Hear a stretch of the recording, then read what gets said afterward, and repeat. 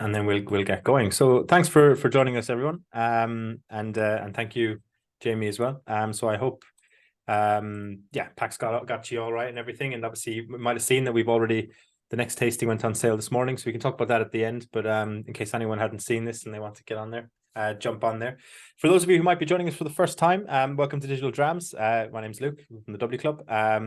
We obviously want these to be super interactive, so please do get your taste notes and your questions in throughout the tasting. I can't think of at the end I'll be giving the discount code for 15% off. I feel I'm talking as if this is my first time doing this, but I don't know. I'm trying to think what do I normally say, but so that's enough for me anyway. Jamie, you're the man of the moment. Would you like to first introduce yourself and then maybe let everyone know? People like to know the order that we're going in advance so that they can kind of get pouring. Sure. Sure, no problem. Good evening, everybody. Pleasure to join you this evening. So my name's Jamie Morrison. I'm the Global Brand Ambassador for the Glenturret. I've worked there for about 8.5 years.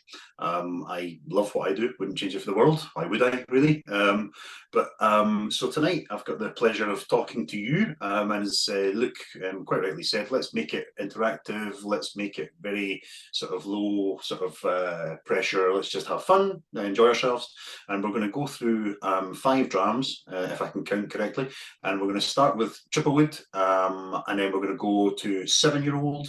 And then I'm going to throw a curveball in there and say we're going to have 12-year-old 2022. And then we're going to have the 10-year-old. And then we're going to finish with the 12-year-old from 2023. Just for, let's mix it up a little bit. Why not? Exactly. No, it's a brave move throwing in the peated amongst the peated amongst the pigeons, but I think it could work. I think it's not my first rodeo, Luke. I think it might work. Brilliant. Excellent. Perfect. So will we start with the Triple Wood? Yeah, absolutely. So the Triple Wood that you have is the 2023 variant of the Triple Wood, as far as I'm aware. So that is 43% alcohol by volume, and it's the whiskey within the range of Glenturret that we have the most volume of. And when I say most volume, I mean, I'm still talking about pretty scarce numbers. Globally, allocation for Triple Wood this year, 36,000 bottles. So you're not talking about a lot here. So the Triple Wood is a whiskey that came with us on a journey since our new developments in the past few years, which I'm sure you're all aware of. But we'll talk about that as well. But Triple Wood joined us from the old world, if you like. We liked the representation of the distillery style that it gave people, and we talk about Triple Wood as being a great introduction to that style that we produce. So Triple Wood doesn't take a genius to work out triple cask or 3 types of cask. So we've got American oak bourbon, we've got American oak sherry seasoned casks, and we've got European oak sherry seasoned casks. Now the ratio is slightly more in the American oak favour to the European. So for us, we get a really nice sort of toffee apple, quite mellow, a little bit of fruity character on the nose. Now there's a bit of a creaminess there, and it's quite mellow. It's quite soft. The spiciness that would come from the European sherry seasoned casks is more likely to present itself on your palate, particularly on the finish. You get a nice balance of fruit and sweet, and the Triple Wood is probably what I would say an accessible whiskey for most people. It's the whiskey that we would say to one of our friends who perhaps says that they don't like whiskey, and hey, we've all got somebody like that in our life. We would say, hey, try Triple Wood, and 8 times out of 10 they'll say, oh, I could have some more of that. And so therefore it would potentially be what I would call a slightly dangerous whiskey. But please always drink it responsibly. That's that bit out of the way. But yeah, Triple Wood is an elegant but complex, perhaps beyond its years in terms of age, because we don't put an age statement on the bottle of Triple Wood. It's our introduction whiskey, if you like. And the Triple Wood that you have with you, the 2023 range, 2023 release, sorry, lost my words there, is between 7 and 8 years old. So it's not a hugely aged whiskey, but I hope you'll agree that it has a complexity and a thickness on your palate that would potentially, some people would say, defy the fact that it's only 7 or 8 years old. And it retains the relationship to our new make spirit really well. Particularly the elongated fermentation that we have at the distillery is between 70 and 100 hours or so. And we like that fruity character, so we balance distillation very slowly, very small cut, etc. So therefore we managed to keep that really fruity, sweet character right through into new make. And we're quite proud of Triple Wood. Now, last year, you may well be aware of this already. The Triple Wood 2022 release was rather humbly awarded 99 points out of 100 by the IWSC last year. Now, one of the more credible award bodies, one of the most seen by a consumer and the trade as being something that really stands out. We were particularly happy with it being given 99 out of 100. In fact, I took my tie off and went home that day. I was pretty happy with that. But yeah, we're not trying to recreate the same style every year. I would say to you that as an annual release, our range would be somewhere within the ballpark in terms of commonality between the years. However, sometimes we play in the corners, and let's be honest, that's okay. I would say that, slightly tongue-in-cheek, and we'll figure out who's watched the series or not here. In a world full of 10s, be the 11. Be slightly different. There's no reason it has to be exactly the same, so therefore why should we make it the same? We have the freedom and able to do that, so it allows us to do that. Was that a Game of Thrones reference, was it? Sorry, say that again? Game of Thrones reference, was it? Oh, it was Stranger Things, Luke. I'm very disappointed. I just was thinking, what is it? Definitely not. Yeah, Stranger Things. That's good. So nice comments in the chat so far. So Bob's saying spicy toffee apple in a glass, nice soft finish. Yeah, completely agree with you, Bob. Nice one. And Kirsty, warm spicy fruit on the palate, nice autumnal dram, a definite win. Oh, excellent. I'm glad you're enjoying it. Yeah, no, it's for the age that you give it there, and that's kind of the kind of entry level for in the range. It's it beguiles its years, or belies its years. What would you say? Yeah, it definitely doesn't. It's got a lovely kind of complexity to it that you don't normally get off these type of releases. We're particularly happy with the sort of accessibility factor of it. It's what you could say is a crowd pleaser, and it's the type of whiskey that is that whiskey you can take around to your friend's house and they're not going to run away and be scared of it. In fact, you might find that the bottle disappears relatively quickly. It makes a very nice highball as well, just very simple highball, quite refreshing for summer weather whenever that arrives in Scotland.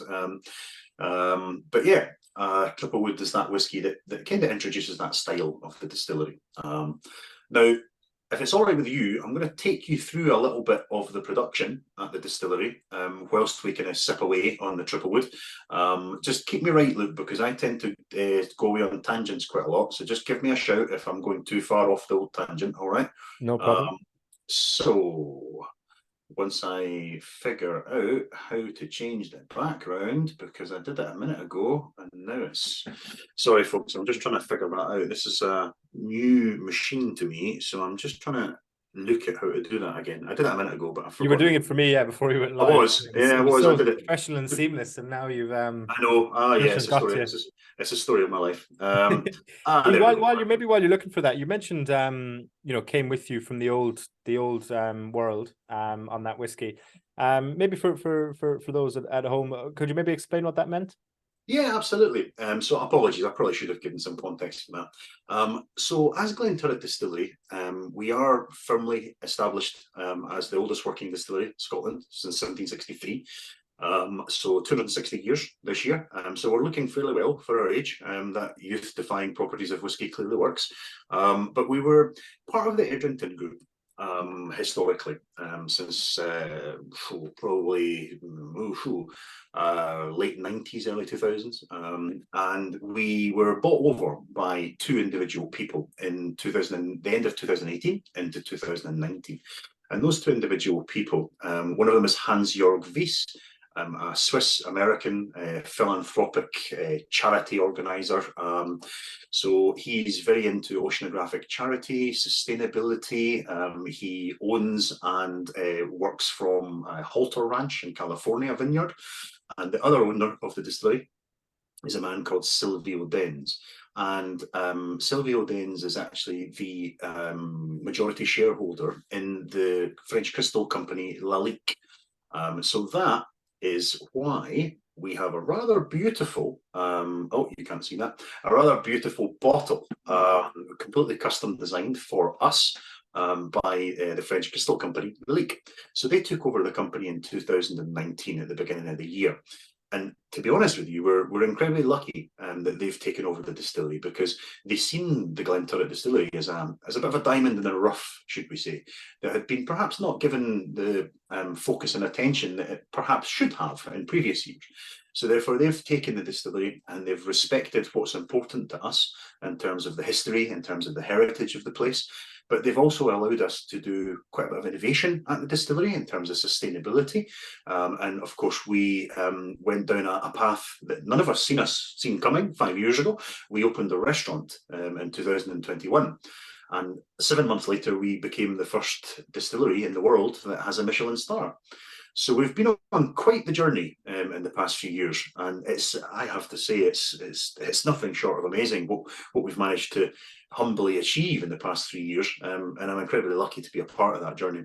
So that's kind of what I meant by the sort of takeover, if you like, or the new releases that we're talking about tonight. Makes perfect sense. And do you serve grouse in the restaurant? I don't think so. I couldn't possibly go there, as you understand. However, what I would say to you is that we have probably the largest selection of Glenturret whiskey available anywhere in the world by the dram.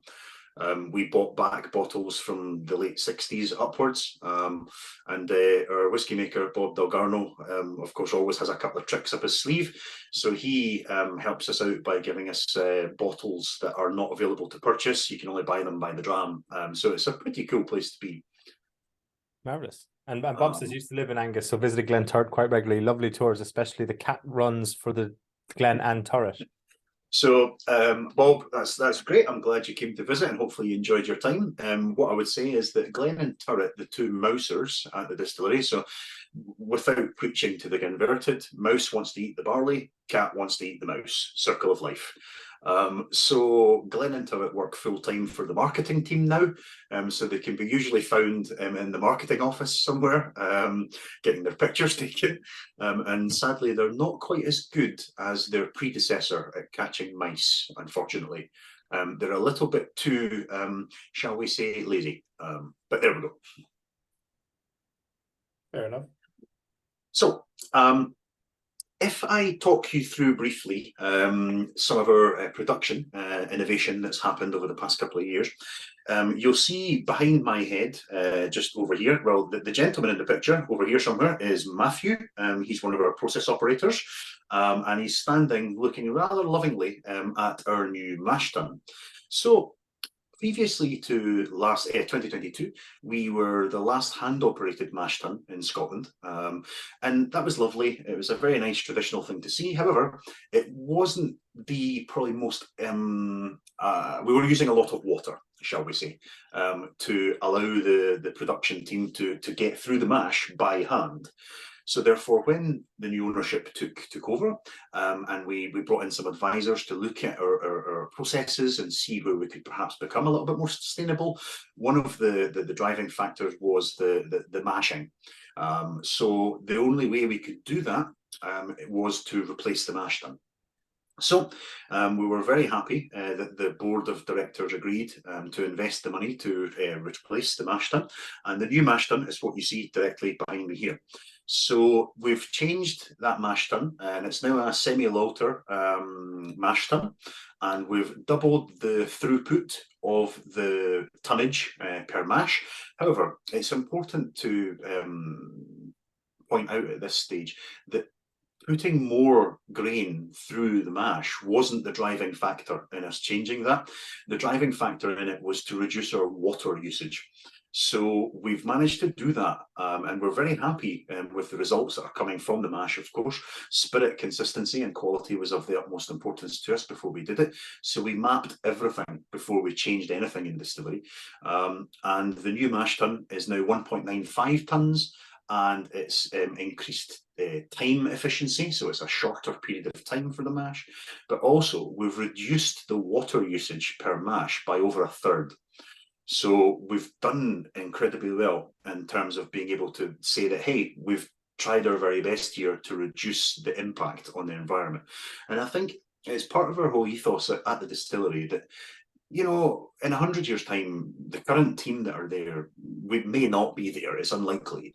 However, if we do our job properly now, and we almost safeguard the tradition and do a little bit of innovation whilst we're there, then we're leaving the distillery in perhaps a better place than we found it. And that's the ultimate goal for us. We're almost guardians of the distillery, really, and we take it forward and try our best. So we did change the mash tun relatively recently. And that's been a huge help. So will the new mash tun affect the taste in a few years? Christian, it's a very valid question. So as I say, we mapped pretty much all the esters, all the flavour character of our new make spirit at all points throughout that we could throughout the process. And we're very happy to say that spirit consistency is there with the new mash tun. That was one of our biggest fears, that changing the mash tun, etc., changing the ratio of water might cause a problem.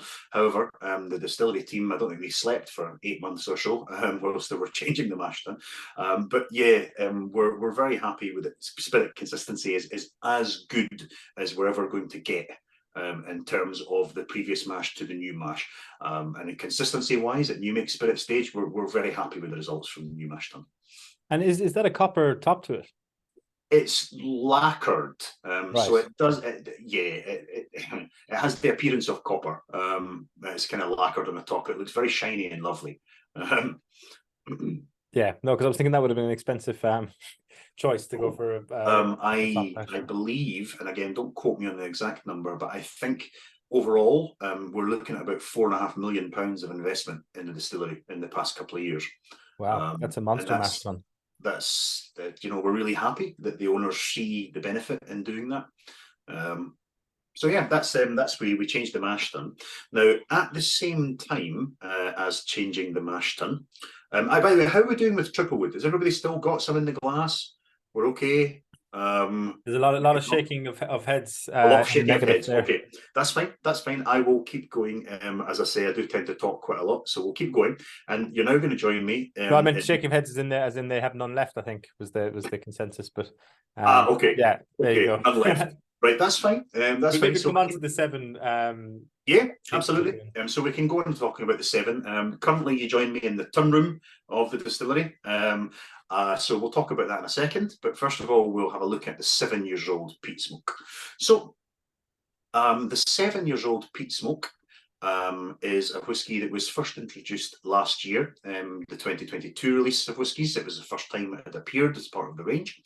And the 7-year-old is a different whiskey to the 10-year-old. It's not just a case of it being simply, you know, 3 years younger or 3 years later. We wanted to introduce a whiskey at a little bit younger age with a different character and a different sort of nuance of smoke.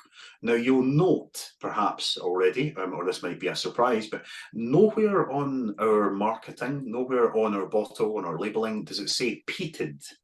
Now, that was a very conscious decision because we find that when you say the word peated in collaboration with the word whiskey, people tend to get scared.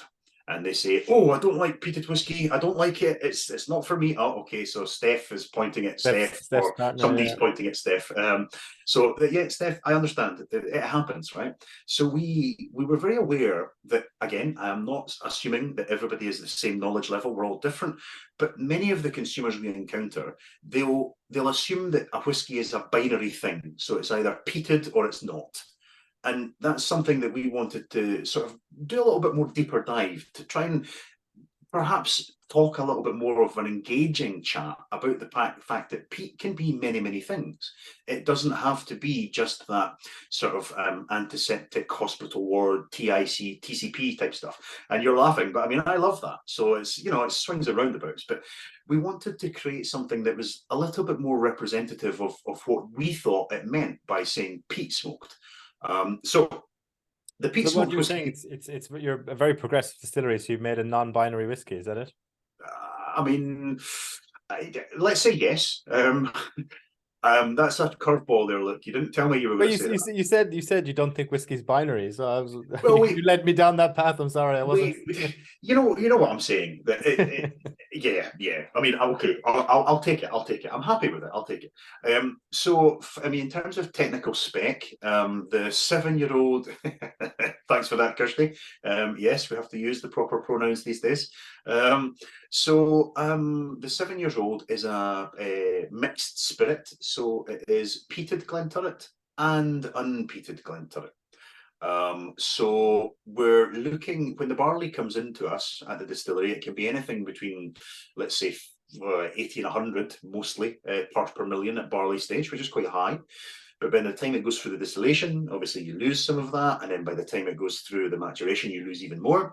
So then we're mixing spirit. So what we get with the 7 years old is 46%. Everything we do is natural colour. I should have mentioned that previously. Non-chill filtered. You get a sort of candy bacon type smoke.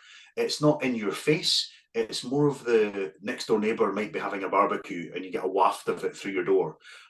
It's light and mellow. Part of the reason for that is that the 7 years old is crispy bacon, Jamie. Yeah, I agree. Bacon and maple syrup. Yeah, now we're talking. You're lucky I've had my dinner. It's now dropped what you meant by candy bacon. I was thinking, is that a relation to Kevin or something? But actually, crispy bacon. It's a yeah, right. So the 7-year-old is American oak sherry hogsheads. So hogsheads being smaller casks, more surface ratio, a bit more oily character comes through, and you get that really softer side of sweetness from sherry because of the American oak. The ratio, so Christian has asked, what's the proportion of peated and unpeated spirit? That's a great question.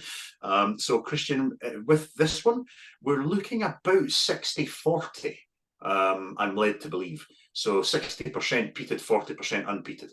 So the smoke is there, but what it doesn't do is it doesn't dominate the rest of the character in the glass. And I like to think of it as when somebody says they don't like peated whiskey, I'll blind pour them some of this and they'll try it. And most of the time they'll say, oh, I quite like that. And then I'll go, ha, ha, ha, evil laugh. And I'll say it's peat smoked 7-year-old. Oh, Jonathan, I like that tasting note. Charred preserved lemon. Oh, I like that. I might bank that for later. Thanks, Jonathan. For me, Jamie, this is a lot more peated on the palate than it is on the nose. I don't know if anyone else is getting that, but yeah. Now, I'm glad you've said that, Luke, because I was going to come on to describing the difference between the 7 and the 10 that we're going to have a little bit later. The 7 is sweeter on the nose, but slightly more smoky comes through on the palate. Exactly. And for me, the 10-year-old is slightly more vegetal, a little bit more fruity on the nose with smoke, but then a little bit more of a big hitter on your palate. But the 7 for me is definitely slightly sweeter. I would agree with you. And then Kirsty, subtle bonfire on top of spice, nice warming linger. Good Guy Fawkes, yes, absolutely. I would agree, most certainly. A good Guy Fawkes dram, why not? Responsibly, obviously. Do we know if he liked whiskey? Well, I mean, it was flammable, if that helps. I mean, who knows? This is long, spicy finishes, David. It definitely has. Yeah, the finish is amazing. How long it lingers. The 7-year-old, I'm not afraid to admit to you, is actually my favourite from the range this year. It's my go-to. I mean, not that I have whiskey every day, contrary to popular opinion. But for me, the 7-year-old is the one that I would go, yes, that's a comforting dram. Usually accompanied by a fiction novel in Miles Davis or Sonny Rollins LPs, but that's just me. So, sorry, yes, I'm in the tun room right now. So I wanted to talk to you a little bit about what happens in here. So in terms of fermentation, we have 8 Douglas fir washbacks, traditional sort of 3 metre in depth washbacks, and that's 70 to 100 hour fermentation. So we bring in roughly 8,000 litres of worts from the mash tun, and in it goes to the washback. We fill from the top, and then we add in 37 kilos of yeast. And for those who want to go down the yeast rabbit hole, it is DCL pressed yeast. It's 22% moisture, and it comes from Kerries of Menstrie. So if you've got kids, or you remember being a kid, or you remember being on Anstruther Beach, that's what it feels like. It's like a children's block of sand. So in it goes, and then we leave it. We don't have fans to cut the foam or anything. We take gravities at the start, we take pH, and then we take final gravity.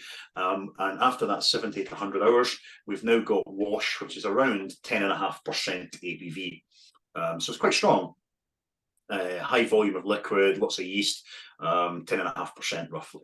Now, I want you to concentrate on the washbacks here just for a couple of seconds, because we, as part of the research project we did when the new owners took over the distillery, we wanted to uncover a lot more about Glenturret's history. We were aware there was so much more to tell, so we wanted to really investigate that. So we employed a historian from Switzerland and his team. And first of all, we had to teach them how to understand Scottish history, because that's not easy. And then, of course, we had to teach them how to understand whisky history. And as I'm sure you're all aware, anything pre-1823 was like putting a jigsaw together with no lights. It's quite tricky. So Roland eventually got used to that, and he uncovered the document from 1763, fundamental to our confidence in being Scotland's oldest working distillery, of course. But he also uncovered some rather interesting tales, and I want to tell you about one of them now, if you'd permit me to. So the tun room is very sort of pertinent for this story, because in 1860s at Glenturret, we had a female operator working at the distillery. Her name was Grace Gow, and she worked at the distillery, and she was in charge of the fermentation. Now, the fact that we had a female operator in the 1860s is relatively unheard of in Scotland in the 1860s. It's not something that was common at the time. So again, we're like, oh, that's really cool. We will have to talk about this. This is great. And we're very happy to say that, hey, in the 1860s, you know, we were open to having anybody working at the distillery, which is cool. However, the reason we're in the tun room, and I'm telling this story now, is that Grace, unfortunately, came to a rather nasty demise. So being in charge of the fermentation, as we're all aware, lots of CO2 is produced during fermentation. So her colleagues actually found Grace dead inside one of the washbacks because she'd succumbed to too much CO2. Now, although that's a slightly macabre turn, I want to brighten it up slightly to say that although Grace died on site, the local newspaper documented the fact that the Grace Gow, very free-spirited character in charge of fermentation at Glenturret, very well respected in the community, unfortunately died in an accident at the distillery. Now, again, another sort of relatively unheard of thing is that a newspaper documented the fact that a female operator died. That was not very common. So again, we took that and we decided to sort of honour Grace and the only way we could think of how to do that. We're very aware, and as we all are, really, that there is a massive gender gap within the whisky industry. And as a distillery, we cannot change the world, but we can take positive steps forward in the right direction. So what we did is we created something called the Grace Gow Scholarship. And what that does is it empowers a young woman into the whisky industry. It gives that person between 6 and 8 months, depending on time of year, of practical experience, learning how to make whisky at the distillery. And at the same time, we support, pay for, and obviously help out wherever we can in terms of knowledge, to allow that person to sit their GCD through the IBD in Edinburgh. So we're incredibly proud to be able to do what we think is something quite important to try and change the gender gap. Obviously small footsteps, and we need more people to do it together. But the first person who did that programme was a lady called Fiona MacDonald, and she was working in our restaurant and did the GCD, got the experience of working at the distillery, and we were lucky enough to be able to offer Fiona a full-time position. So Fiona is now our newest process operator, and it's great to have her on the team, and we're very proud of the fact that we were able to do that. So yes, slight deviation, but I did tell you I like tangents. No, but yeah, we're very happy with that. Brilliant. And Steph said that's very nice. James said this reminds me specifically of an Oaty apple crumble. The bit that bakes right on the edge of the tin. Starts to singe and caramelize, charred sweet, oaty citrus. It's a great taste note, James. That's no, that the grace story is brilliant. I wonder if you're about to pass out in a mash tun. I wonder if your last thoughts are, was it all worth it? Oh, look, where's your drum roll, mate? Oh dear, oh dear, oh dear. I mean, no, again, I might bank that and use that as well. But no, Mel, that's my great. granddad also died like that, but it wasn't too bad as he climbed out 3 times for a. Oh, okay. Oh, right. I mean, okay. Interesting. I'm sorry to hear that, but okay. I'm pretty I'm not sure really sure what to do with Mel that Mel information, is Mel, to joking. be honest. But okay, I'm glad. Thanks We for sharing. shouldn't. It also is we shouldn't trivialize. It's not a It's not, no, yeah. no, it's a very serious thing. Fermentation tun room is perhaps for me one of the most exciting places to be in a distillery. You get to see activity, etc., but it's also incredibly dangerous. So yeah, we always have to be conscious of health and safety, etc. But anyway, we've talked about that. So what I'm going to do now is I'm going to fast forward slightly, and I'm going to go into the still house, and I'm going to talk to you a little bit about the still house while we talk about the next dram. Does that make sense? Yeah, perfect. Yeah, is that cool? Yeah, okay, perfect. So here we are in the still house. Now, apologies if my head is a little bit big and it's covering the sort of writing and the bottom part of the still, but there we go. So at Glenturret Distillery, for those that are not aware already, or I should have mentioned it earlier perhaps, but here, we produce about 220,000 litres of alcohol per year. Now, in the grand scale of things, when you think about that, that's probably like a piece of plankton floating in the Pacific in comparison to a lot of other distilleries. We're not the smallest by any means, but we do produce a very finite amount of liquid. Now, every piece of Glenturret liquid, every sip of it, has went through the still that you see in front of you, the wash still there, since 1976. The wash still is quite large, quite bulbous at the bottom. It has a nice boiling ball or golf ball or Adam's apple or whatever you want to call it in the middle. And I mentioned to you earlier that character we build in the fermentation, the tun room, that fruity, sweet, sort of toffee apple-esque note, we want to keep that in the glass. So therefore, we run the distillation in the wash still very, very slowly. Now, it's not the slowest, I don't think, but we do consider it to be pretty slow. So we charge the wash still with 8,000 litres of 10.5% roughly wash, and then we 8,000 litres of course, but it goes in to what we call a preheating system before it goes into the wash still, and that was part of the move towards a slightly more sustainable future and more sort of environmentally friendly. So it goes into the preheating system, and that heats it up to about 78-ish, 80 degrees. Then it comes into the wash still. Now, when the wash still is running, it's between 6 and 9 litres per minute. It takes about 6 to just under 7 hours for a wash still distillation. And then it goes into the sample safe, where we'll go shortly, and then through into the spirit still. But the whiskey that you have in front of you now, as long as I've got my order correct, should be the 12 years old, 2022. Yep. So the 12 years old, in fact, I don't often have a dram all the time when I'm doing a tasting, but because it's Thursday and I really like the 12 years old, I will also have a dram of 12 years old, because why not?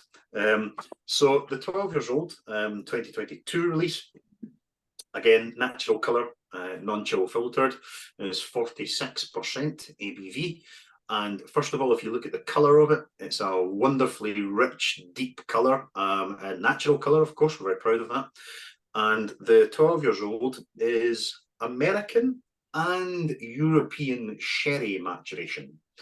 So you get the slightly sweeter, more chocolatey, darker fruit character, but at the same time, you still retain some of that almost slightly jammy, sort of fruity character as well. And there's a really nice gingery cinnamon note comes through on the palate, particularly on the finish. The 12 years old is actually one of the whiskies in the range that we deplete the quickest in the UK. And I believe it's probably for many reasons, but our fruit and milk chocolate, absolutely on the ball, Jonathan. Good man. Yeah, I would agree with you. If you do happen to be like me and have chocolate always at arm's length, particularly dark chocolate, then give that a bash. Or if you do perhaps have some Lindt, other brands are available, but Lindt sea salt chocolate, that does work. Sorry, I was being slightly BBC there. The sea salt Lindt chocolate works incredibly well with a 12-year-old. It also works very well on your vanilla ice cream. I've done the research, so you don't have to. But yes, the 12-year-old is that heart of the range. It sits right in the middle of the range of whiskies that we release. But the 12-year-old is that richer, perhaps a little bit more thicker on your palate, certainly a little bit more heavier, intense flavour. But again, it's not what people assume from sherry maturation. A lot of people would assume that sherry cask maturation has to be spicy and drunk by the fireside while discussing politics in dark room wearing tweed. However, the 12-year-old Glenturret kind of throws that out the window and says to you, do you know what, this can be a mid-afternoon dram with a big slice of cake. This can be, sitting talking to friends while, watching a movie. It doesn't have to be one, it's not one-dimensional. Ian, very good question. Ian has asked how many bottles of 12-year-old are released. Now you're testing me now. So across the range for 2022, there was 117,000 bottles across the whole range. So you're talking about Triple Wood 710. So the 12-year-old, I think there was probably about 30,000, 35,000, something like that, bottles. So not a huge amount, but slightly more than when you get to 15, for example, this year. Again, I'm changing years here, but the 2023 allocation, you've only got 10% of 15-year-old. Sorry, 10% of the volume of Triple Wood at 15. So we've got 3,600 bottles of 15-year-old 2023, but we've got 36,000 bottles of Triple Wood. So we really have to be very careful in terms of what we release at what age, because forecasting, of course, is incredibly precious to us. So we have to be quite careful with that. It's actually, yeah, it's why the 15 isn't on. We were discussing with your colleagues about putting the 15 on the tasting, but there just wasn't enough of it. So yeah, I mean, Luke, to be perfectly honest with you, I've got some bottles behind me, behind this virtual background, but I don't have any 15 2023. I don't have any. So yeah, it's pretty rare. So Christian, you mentioned that all Glenturret are natural colour, but I think the Triple Wood does not say chill filtered. Yes, you're exactly right. So Christian, yes, Triple Wood is chill filtered, and that is only due to the strength. Again, not preaching to the converted, but just going to generalize here. Anything under 46% ABV, you will chill filter, because the chemical compound that's known as flock doesn't cause you a problem above 46% ABV. So therefore it doesn't go cloudy, so therefore you don't have to chill filter. And it's the only one of the core range. Yes, correct.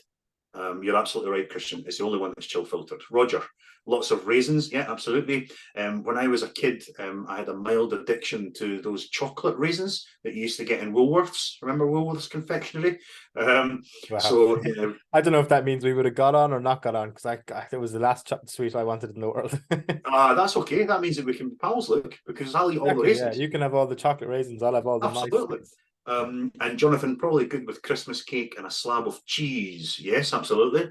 Good bit of cheese would work well with a 12. I think the 12 would work well with Christmas cake and yes. or cheese, but I think Christmas cake and cheese might be a bit much for me. I think those two would go together. Yeah, I'm not really a big fan of gorgonzola Christmas cake, but let's see how it goes. I mean, each to their own. If that's what you want to do. That's what you want to do. But it's all the rage in weddings now. People have like cheesecakes, like not, and I don't mean that in the dessert type. I mean like literally blocks of cheese as their wedding cake. So it's a wonderful world that we live in, right? It is. We're coming for Christmas. Kirsty says, you Philistines, a good wedge of Wensleydale or Lancashire. I maybe they go well with Christmas cake. Yeah, no, I love cheese. And I tolerate Christmas cake on a seasonal basis, but I don't know, the two of them wouldn't go. I think it's the what you call it between the icing. Is it the marzipan, like that kind of almondy? I just don't think it would. It's not for me with the cheese on top. But there's some great tasting notes in there as well. Because Kirsty said beautiful oily mouth finish, fruit and nut milk chocolate, says Jonathan. A hint of gingerbread on the nose. So yeah, some great tasting notes. And I'll take your word on the cake. I'll try it this Christmas. Try it. Let's give it a bash. We'll come back to you. We'll let you know how it goes. Because you're only half an hour from me, like, right? So you bring exactly, the cake, yeah. I'll Well, bring we the could meet up somewhere like in the middle, like Cumbernauld or something, and not Cumbernauld. Sorry, I Absolutely. meant Campus Barron is what I meant to say. I was going to say, why are we meeting in Cumbernauld? But Yeah, okay, that would make no sense, no. Right. Or maybe in the Curly Coo in town, and that's a very good idea. Yeah, I know it well. So what we'll do is I'm going to zip forward slightly and talk about our sample sort of cutting points. So we have. Here we go. Now, apologies. You're going to see two of my face here, so sorry about that. But there you are. That's me preaching to somebody about something. Must be an old photo, Jamie, is it? Oh, thanks for that. It was actually last year, you chanced. It's just the length of the beard. It's not saying you look any older. Oh, right, okay. Actually, I'll tell you when that was. I just came back from New York, and I was doing a tasting, a whiskey cigar tasting that day. So yeah. Anyway, doesn't matter. So our spirit sampling safe is a rather beautiful, elaborate piece of kit, and you see it in front of you. It's so shiny that if you touch it, the production team will come after you with a fingerprint kit because they don't want you to touch it. Oh, sorry, did I just cause you to spit out your whiskey there? Oops. No, nearly. Okay. So, yeah, the sample safe, we cut everything completely by hand at Glenturret. There's no witchcraft and wizardry involved in any of our process. But there's not a lot of distilleries. There are a few who cut by hand, but a lot of them are computerized now with sort of mechanics on the go. Usually you'll find somebody sitting in front of a screen, pushing lots of buttons and watching flashing lights, which is, innovation. It's great, but if it's not broken, don't fix it. It works. So therefore, the production team at Glenturret, we have hydrometer, thermometer, line of sight, and we chart ABV, strength, ABV, clarity, and temperature. So when we're running unpeated spirit, it takes 4 minutes for the heads to come through, and then we cut it into the heart of the run or the middle cut. And when we are using running peated spirit, it takes us between 7 and 8 minutes because we want more phenols within the spirit cut to accentuate the smoke. So therefore, between 4 and sort of 8 minutes is when we'll cut. And it's all done manually.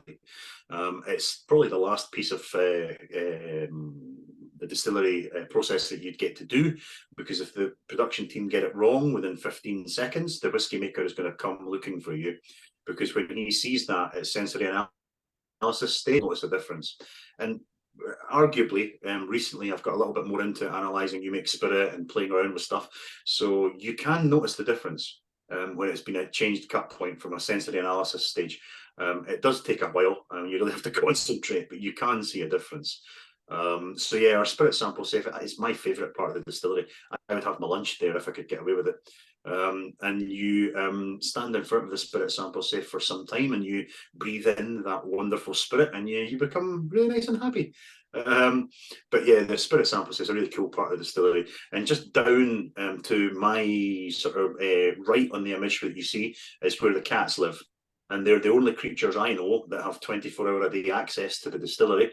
So there's a little porthole in the wall, and they can come in and out. So the theory is, if you can fit through the cat flap, help yourself. Please don't take that as being literal. Don't do that.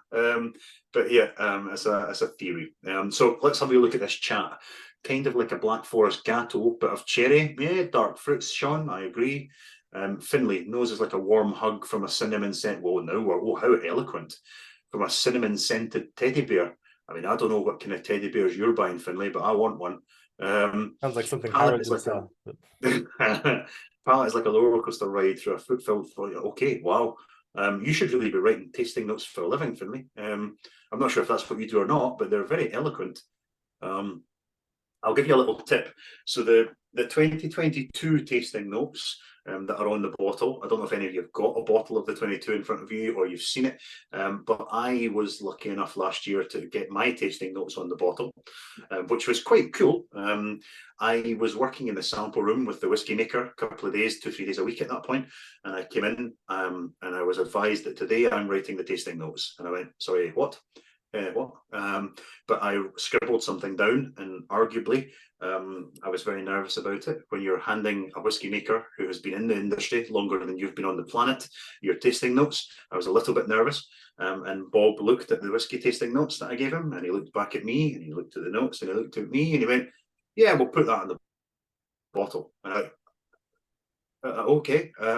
So yeah, every time I walk past a bottle of 2022-year-old, not 2022-year-old, that would be an interesting whiskey, 2022 release Glenturret, I point it out to my wife, and she, in her most supportive voice ever, says, "I know." And I'm like, "Oh, okay, cool, no problem." But yeah, it's incredibly good fun being part of a small team. As part, or perhaps as a larger organisation, I may or may not get the opportunity to do things like that. So it's really quite cool getting to work as a small team. No, that's really cool. Yeah, it is. It's good fun. I love that I've kind of grown up through the distillery. You know, I've been there for 8.5 years now, and everything I know about the distillery and I've learned about has been from being at the distillery, which is, you know, it allows me to talk about the distillery fairly freely because I've been there, I've seen that, I've done that. I've been mashing when a distillery manager's looking at you saying, "Hurry up, I'd had it done by now." You know, I've talked to all the team, and it's great, and we're very lucky. So yeah, so I realise I talk a lot. So let's have a look at the 10 years old, if that's all right. And we'll go from the spirit sample safe and we'll have a little kickabout in the warehouse for a bit. Let's do that. So here we are.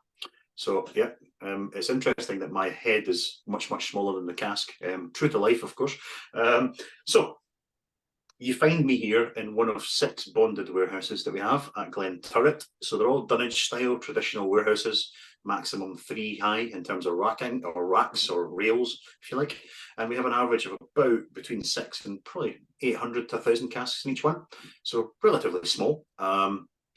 Now, the 10 years old, now, Kirsty, I've just noticed that you said woo, and I always pay attention when somebody says woo, so let's read out your comment here.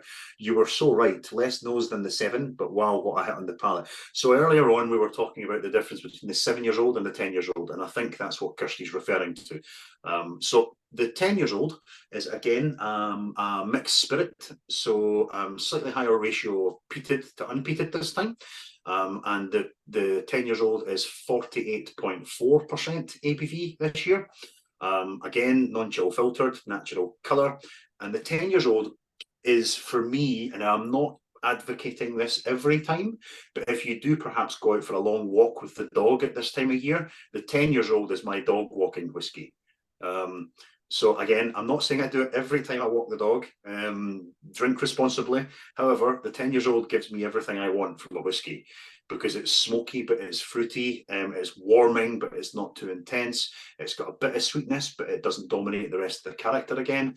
And of course, for this time of year, it's going to give you that a little bit of that heat that you require when you're out walking the dog. So if you have dogs and you do want to try it responsibly, feel free. I've often done it, but the 10 years old, very different to the 7, and I'm glad that at least a couple of you are seeing that. Devon, 2023 release. As far as I'm aware, Devon, this is the 2023 release of the 10 year old that you have. Yes, they all are, except for the one we just tried, the 12-year-old. Sorry, 1 second there. Speaking of while I find you there quickly, Jamie, speaking of tasting notes, I won't read them out, but this is now a customer favorite with the whiskey shop. So I have added it to the so when they get added to Whiskeria, when they become customer favorite. So the tasting notes in this issue of Whiskeria were penned by me. So wonderful. Oh, that's really cool. So we had I had a now gentleman's name Gavin? Is it Gavin? Gavin D. White, is that right? No, from Whiskeria? Oh yes, Gavin. Sorry, yeah. Sorry, that I was thinking of my colleagues, but Gavin writes for the magazine, but he doesn't work for, he's like a freelance. Okay, yeah. So Gavin was up at the distillery. Yeah, Gavin visited the distillery. Yes, he did. Yeah. He did. That's a recent feature. It was in this issue, the last issue, but yeah. Well, hopefully it's this one, because I'd like to Yeah, grab a it must copy be of this that one. if Yeah, possible. yeah. We'll talk about that later. Anyway, so yeah, the 10 years old. I muted myself, by the way, and Luke had to unmute me.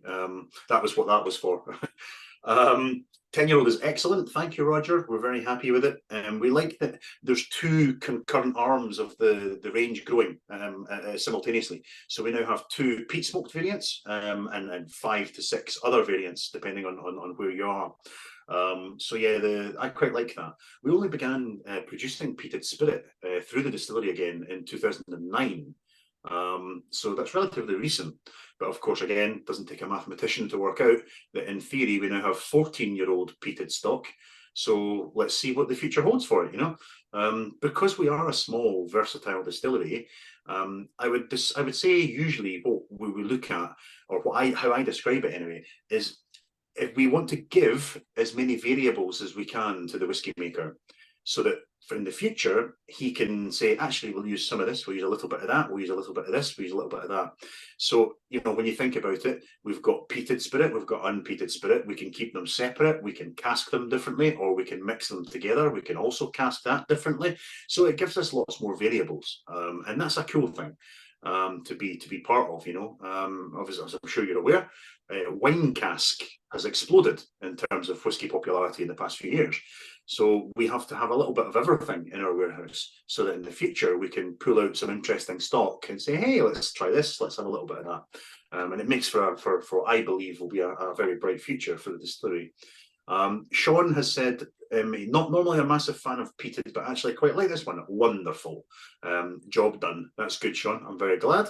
Neil, love the 10. Longer smoker, finishing the 7. Yeah, absolutely. Slightly higher strength, slightly higher ppm. I'm not sure I mentioned on the 7, but in the glass, the 7 is about 13 parts per million, and the 10 in the glass is about 18 or 19. We had them analysed, so they're close, but the 10 is slightly stronger in ppm. 10-year-old really opens up with a splash of water. Yeah, Ian, absolutely. The 10-year-old, I would put a splash in. The 7, I don't tend to, but the 10-year-old, I think it dials down a little bit of the fruity character and opens up a little bit more of the salinity, that kind of walking on the beach, kind of sea breezy, kind of saltiness. So yeah, totally agree with you. Excellent. On the ppm there, Jamie, apologies if you mentioned this already, but you mentioned the ratio was 60-40 of spirit in the. Is it similar in this one? Or it's slightly, again, don't quote me, but I believe it's slightly higher on the peated side, the 10-year-old. So slightly slightly more peated spirit than unpeated spirit. Right. And Sean has asked for humans ppm, that's parts per million, which is how you measure phenols of the smoke in the whiskey. Yeah, I was going to say that actually. I should have sort of explained that ppm is exactly as Luke has said. It's a measurement that has sometimes been a little bit of a grey area, because there's no law that says it has to be measured at barley stage or at spirit stage or at whiskey stage. So there's a little bit of a kind of anomaly. But the figures I gave you, sort of the sort of 12 to 13 and about 18, 19, those are in the glass as you have them. And as I said earlier, just in case we missed it, the barley comes in at usually between 80 and 100 parts per million. Slightly less this year, but usually it's between 80 and 100. And 1800, I think, would that not be quite high even by some peated distillery standards? Yeah, so that's amazing. I mean, 80 to 100 is pushing Lafroig. Now, the reason why it's slightly different, and we call it smoke rather than peated. So one of the maltsters that we work with, they do the majority of our peating for our whiskey. They do something quite different. So usually when you're malting the barley, that 3-staged process, you would peat the barley at the stage where the barley's wet. But one of the maltsters, sorry, I gave it away there, but never mind. What one of the maltsters that we work with does is they dry the barley right down without using peat at all. So they air dry the barley, then they smoke it. Now, Jamie, trying to do the maths, but is it 4,000 to 5,000 barrels put down a year? Oh, really? Are we doing that equation, are we? Right, okay. So if we think about it, we fill twice a week. So if it's barrels and hoggies, you're probably filling about let's say 12 to 16 or so, but I think, and if it's butts, you're probably filling about half that. So if you multiply that by 2 times a week, multiply that by, say, 48 to 47 times, because that's weeks in the year that we're open in terms of having shutdowns in the production. I have no idea what that number is, but let's say, Jamie, roughly. I mean, if we produce 220,000 litres a year, yeah, let's. I was never good at maths, as you can clearly tell. English was my subject, but there you are. Where do you source the peat from? I'm going to leave that one alone, Jamie, because I kind of give you a more robust answer than that. But feel free to email me after this, or contact me through InstaTwit or BookTwit or whatever you fancy, and we can have a chat about it if you want to. And I can try and find more info for you. Steph, where do you source the peat from? Good question. So the peat comes from all over Scotland. It doesn't come from just one place. What they do is they will batch it all together. So therefore, year on year, batch to batch, it has slight nuance to it. And for us, celebrate the difference. We're quite happy with that. We like that. Sometimes it'll have more of an Isla influence, sometimes it'll have more of a Highland, Lowland influence. So at the end of the day, it's a more engaging conversation about smoke and the differences, the slight sort of geographic differences in qualities, etc. So Balendra says, brilliant whiskey. Glad you're enjoying it, my friend. That's good. How are we doing? I think we're doing good. I mean, I don't know if there's another slide, or is that the yeah, no, there's one of the car park, do you? Now that we've seen the but yeah, I'm not sure if people, if you want to give a consensus on whether they're ready to move on to the 12. I personally are we happy to come on to the 12? How are we feeling about that? Yeah, a couple of thumbs up. Yeah, a couple of thumbs up. Yeah. A couple of perhaps is okay, cool. Right, thanks, Roger. Cheers, mate. So I'm going to put this slide back to the original sort of overhead, and I'm going to talk to you a little bit about what happens in each part of the distillery, in terms of where we are and what bits are what, and then we'll talk about the final dram. So, can you see my cursor? No, you can't, can you? No. Okay, so the building that, if you're looking at me straight on, is on this side. So this building here. I don't know how to do that mirrored, but yeah, this building over here, right? That is our filling store, and now, as of 2021, that is our sample room. So we've never had a sample room on site at the distillery before. And a wise man once told me, if you're going to be anywhere in the distillery, be in the sample room.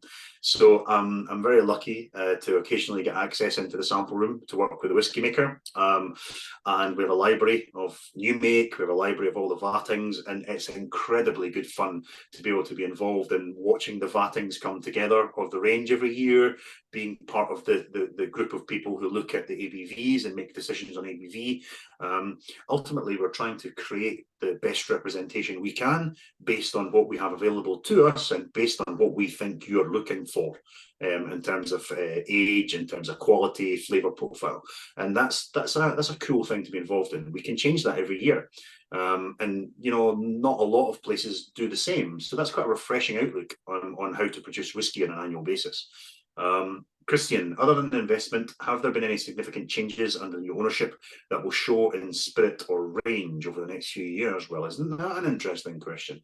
Well, what I would say to you is yes. We, as a small distillery, as being quite nimble on our feet, we are able to put through different barley varieties relatively easily. We have done. So we've worked with various different barley varieties over the past couple of years. Obviously, we have to make sure that they're approved to be used for malting and distilling. But yeah, we've tried various different barley varieties, some of which give us a different character, of course, in new make spirit stage. And of course, we segregate that out and fill it into particular cask types that we think are going to work with it. In terms of cask use, we've embarked on a very, very robust, wide portfolio of cask use. So because of the owners of the distillery, they of course have interest in wine. They own vineyards, several very, very prestigious vineyards in the world. So we have done some really interesting wine maturation. So we've done some Sauterne maturation, we've done some Rioja, we've done some other red wine, we've done some Californian wine, we've done some port pipes, some rum casks. We've started experimenting a little bit more with different types of sherry. And of course, we ultimately, we're looking to give what we think is going to work with our spirit. It's about the spirit taking you on a journey through its life. So we don't want to create a really unique spirit that we're very proud of in terms of flavour and character, and then eradicate all trace of it, because what would be the point of that? So therefore we find, and I've had it mentioned through conversations with the team and with the whiskey maker before, that we actually think that there will be more prevalence of American oak, in particular PX sherry, going forward with Glenturret. Now, historically, you would perhaps have been forgiven for thinking Oloroso and European oak would be more prevalent, but we find that sometimes we get a little bit more of a dryness from the Oloroso with our spirit that we don't particularly like. So therefore, we'll find going forward that we've realised that Pedro Jimenez sherry, darker, heavier, more sugar-rich style, and American oak works better to allow our spirit to work in combination with the cask. It's not about one driving the other, it's about working together to drive the car, if you like, or drive the flavour. So yeah, there's various different things that are going on in terms of innovation at the distillery, and that's incredibly fun to be a part of. As I say, it's almost like a distiller's playground, really. Now, Jamie, I can't see any solar panels. Is that because it's Scotland or in a forest valley? Well, Jamie, that is very rude. We do have sunshine in Scotland as well, particularly in Leith. Yeah, aye, well, absolutely. I mean, granted, most Scottish people look at that big yellow thing in the sky and wonder what it is, but I mean, there is sunshine in Scotland. We don't have solar panels at the distillery. However, we are looking at any potential way we can become more sustainable and a little bit more environmentally friendly. So it may be something that happens in the future or not. I don't know what the sort of sustainability group that are looking at us and working with us, what they're looking at doing. I don't know. I couldn't comment. But yes, we are in a valley. For those of you that are not aware, the word Glen is Scottish for valley. So therefore, we're in what's called the Hosh, Hosh, which is actually the Gaelic for foot. So we're in the foot of the valley. Glen being valley, turret being source of water. But there we go. So last dram, yes, we did say we're going to talk about that. So the last dram we have in front of us is the 12-year-old, and that is a 12 years old 2023 release. So again, very dark, rich colour. Natural, 46.4% ABV, so it's went up 0.4%, and you would not believe the difference that 0.4% made in terms of mouthfeel, in terms of complexity, in terms of allowing characters to come through. So we actually started at a slightly higher ABV, but we found that there was a little bit of sharpness coming through, so therefore we reduced and we settled on 46.4. And the 2023 release is a vatting of American oak Pedro Jimenez sherry, so that darker, richer, more sort of molasses, sugar heavy style sherry, thick, gloopy type sherry, or viscous, not gloopy, shall we say, and the European Oloroso. So Oloroso being more tannic, being a little bit more spicy, more perhaps drying on your palate, and a little bit more heavier in spices, as I mentioned. Those two working together, we feel that we've got the balance right. And you're getting the softer, sweeter side of sherry again. But again, rich, complex, very delicate, warming, but not too intense, very, very smooth on the way down, much longer finish than like the Triple Wood, for example. But again, hopefully that you will see what I've been referring to in terms of commonality between the releases every year. They're not exactly the same. They all have slight differences. And they're all individual whiskies. We're not trying to make them the same. We're just saying, hey, this is, I think, the style that we think works for this whiskey at this age. But sometimes we'll be slightly up there, sometimes we'll be slightly down there, sometimes we'll be slightly over there. And you know what? We're okay with that. So 12 years old for this year, slightly a bit more heavier in terms of the character on your palate. I don't think it's as sweet as the previous one, but you get a nice balance of character. There's not one thing dominating the other. And that's what I really like about Glenturret that we've released in the past few years, is it's that balance of character and that integration. It's kind of all homogenized together. And there's a slightly more, dare I say it, slight chocolate note from this one, particularly dark chocolate, kind of creamy. But again, Jamie, the mouthfeel is scrumptious. Oh, good. Such eloquent individuals we have on this tasting tonight. I know they're a talented bunch. The Glenturret Hosh bottling was exceptional. Yes, thank you, Bob. I'm glad you enjoyed it. Mine is long gone, unfortunately, but yes, it was a very, very nice bottling. Roger, all 5 are very tempting. If offered, I'd say, oh yes, please, absolutely. Yeah, I would agree with you. What I find incredible over the past few years is that, having been through the transformation at the distillery, where we were always producing single malt whiskey, we always had it available and in small amounts. And we started taking out Glenturret into the world in 2019, because, to be honest, we had to learn about trade shows. We'd never been at them before. So we had to learn, what's that like? What's the reception going to be? It was incredibly good fun researching. But 5, 6, 7 years ago, I probably would have had to say to somebody, hey, we're Glenturret, please try our liquid. What do you think? Please try it, etc. Now, people from all over the world come up to me on a daily basis and say, hey, Luke said, for example, your Triple Wood is awesome. Have you got any more of that 15-year-old? Oh, I got the 2022 10-year-old. It was awesome. Or I really enjoyed it. And for me, it's amazing to see that sort of almost topsy-turvy circle that we've came on. We've came on a real interesting journey. And, you know, and in 10, 15, 20 years' time, who knows what will happen, but it's something that we've all been part of, and we've came through together, and that's incredible. Reminds me of Fry's Turkish Delight. Ah, Ian, I'm so glad you said that, because when I said that recently, somebody went, what? But Fry's Turkish Delight, yes, absolutely. It's not like the Turkish Delight with the sort of like the one that you would get, like, that has like the icing sugar on it. The Fry's Turkish Delight, slightly more sweeter, a bit more creamier. Yes, absolutely. Thank you, my friend. Andrew Sanderson, my first W Club tasting. Where have you been, Andrew? And I must say, 5 great drams on show tonight. Thank you. I'm very glad. Thank you for joining us. Very happy you said that. Nice one. Never has 0.4% extra ABV made such a difference. Okay, Bob, thanks.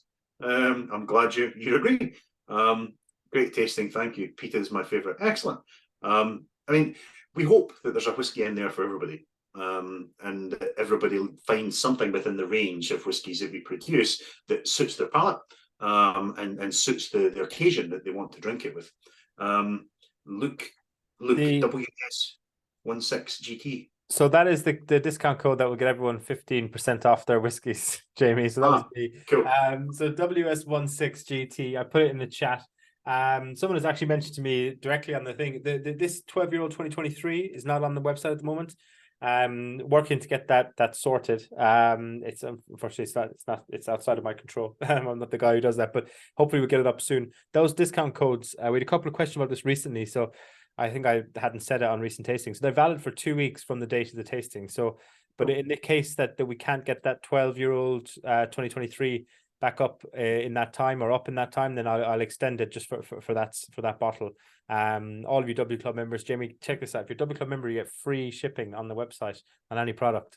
So don't worry about waiting for the 12 to come back in if you're waiting for that one. You know, get the other one you want. As well, you don't have to build your basket and then come back for the 12.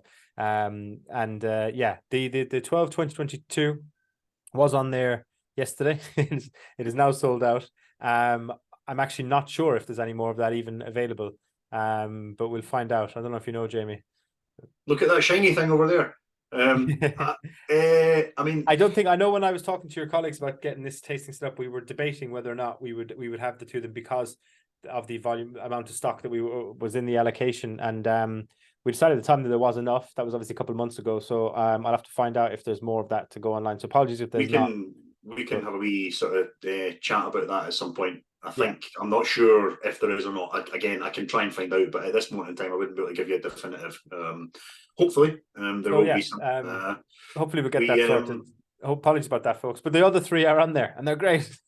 So WS16GT. This is the point in the night, Jamie, where we ask everyone to give their preference. So do get in the chat there, folks, which one you preferred. The Feel most. free. And Roger, thank you for the kind words. I'm glad you enjoyed Thank you, Roger. I appreciate that. Thanks very much. My job would be incredibly boring if I was sitting in front of a computer screen talking to myself. So thank you for taking the time. And in a world where the budgets are becoming tighter, thank you for spending some money on joining us this evening. I really appreciate it.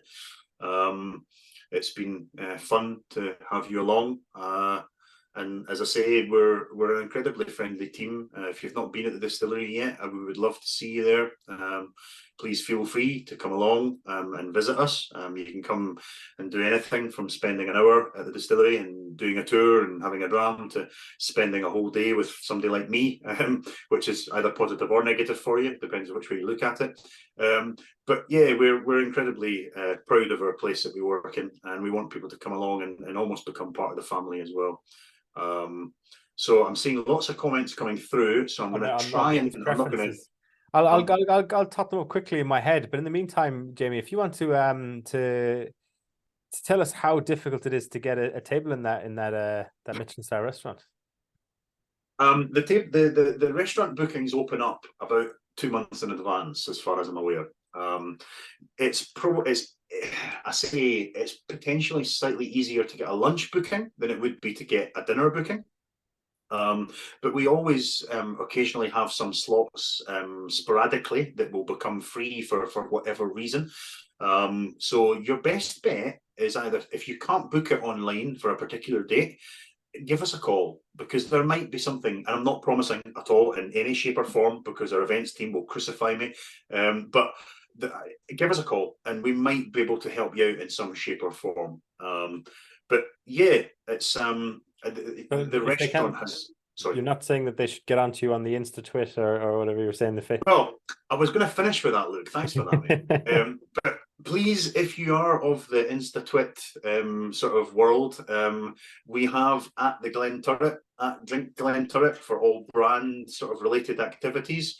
However, it would do me a great favour if you wanted to follow me as an individual, because if I get more than a certain number of followers by the middle of December, I get extra days off in January. So that would be really helpful. They search Morrison's in Instagram, it'll come up. Honestly, you should be on a stage, man. I am Whisky_Jamie. So feel free to follow my whiskey related / dog personal life adventures. I don't keep the professional and the personal separate. I just post whatever I fancy. And it's been 8 years and nobody's told me not to do that yet. So I seem to be doing okay.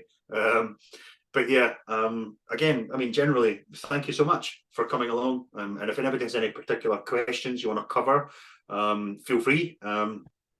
Otherwise, I shall release you from my care shortly. Yeah, we'll give a quick. We've got a couple of questions in there from me and the price. I'll go through as well, but we'll give a quick run on the people's preference. So, from what I can work out, on a 3-to-2 ratio, I think it's the 2023 12-year-old over the 10-year-old peat smoke. So, they seem to be the two kind of clear winners tonight. But yeah, after that it's quite tight. Kind of jumps back down to the triple wood then after that, so as the third one. So it's interesting. And then in terms of the question there, it's not in front of me anymore, but about the web chat, about the web prices. So the 10-year-old peat smoke is £60. Obviously you get 15% off that. The 7-year-old is £62, and again 15% off. The 12-year-old is 68, and then you get 15% off. I'm not going to say that after the other two drams. People know by this stage. The Glenturret Triple Wood is 62. Did I say that one already? And yeah, Triple Wood is 62. The 7-year-old is 62. The 10-year-old is 60. And the 12-year-old 2022 was 65. So yeah, that's the prices of them. So they're all very similar price point. Jamie. Yeah, we wanted to, in many ways, have Glenturret is still accessible to most people. I mean, granted, when we get to the extremely scarce range, the 25, the 30, the 35, the 50, the decanter range, they are perhaps slightly less accessible to people. However, we wanted our whiskey range to be able to bring everybody into the relationship. And the person who drinks Triple Wood is just as important to us as the person who drinks 25 and 30. We want everybody to come along on the journey and enjoy Glenturret. So yeah, aye, it's good. I mean, I've enjoyed this tasting tonight. It's good fun. It's been a while actually since I've done a tasting with so many people, which is always nice. It's kind of reminiscent of COVID times in many ways for me, where I was sitting in my flat a long time ago, going, "How do we do this? What's Zoom? What's going on?" And now it's like, "Hey, hello everybody, welcome," which is really nice. Now you've got a moving slideshow background. You know, you're all the. Yeah, it's all about the tech. Look, it's all about the tech. Wow. I saying that, I would have loved to have been live at the distillery. However, in a 260-year-old building, even with boosters everywhere, the Wi-Fi, it wasn't worth risking, because I would be sitting and you would go, "Oh, we've lost them," and you'd be like, "What happened?"